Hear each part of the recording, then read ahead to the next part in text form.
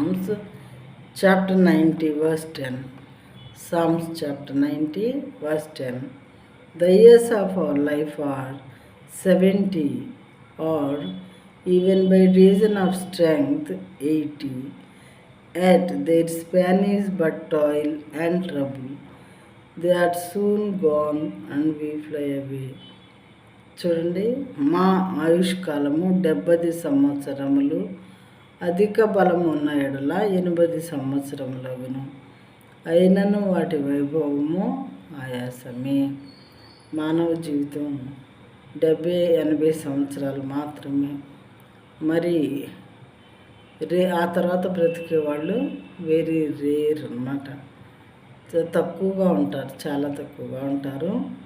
అది దేవుని కృప ఉంటేనే ఆ రకంగా జీవిస్తూ ఉంటారు. ప్రియమైన వాళ్ళారా, అధిక బలం ఉన్న ఎడల 80 సంవత్సరములు అన్నాడు.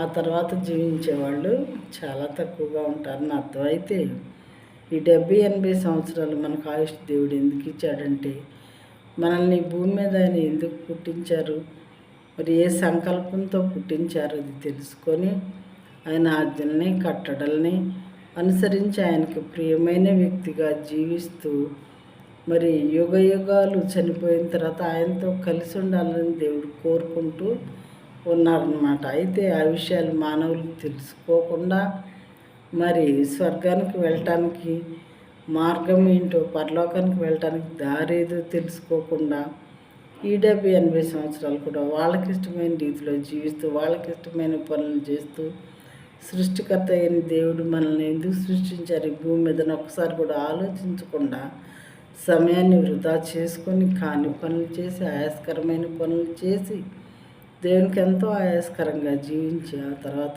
చనిపోయి నరకానికి వెళుతూ ఉన్నారు. ప్రియమైన వారారా, ఒక వ్యక్తి తన ప్రాణం అంతా లోకమంతా సంపాదించుకొని తన ప్రాణాన్ని పోగొట్టుకొని నరకానికి వెళితే ఏమాత్రం ఉపయోగం ఉండదు. ఎందుకు అంటే నరకంలో మనిషి కాలవలసింది యుగ యుగాలు కాలాలంటారు. దానికి అంతం అనేది ఉండదంట. ఒళ్ళు కొరగటం, ఏడవటం, ఆ నరకంలో రకరకాల వేదనలు అనిపిస్తూ జీవించాలి. ప్రియమైన వాళ్ళారా, చావాలి అనుకుంటాడంట, కానీ మానవుడు చావు అనేది వాళ్ళ దగ్గర నుంచి పారిపోతుందంట.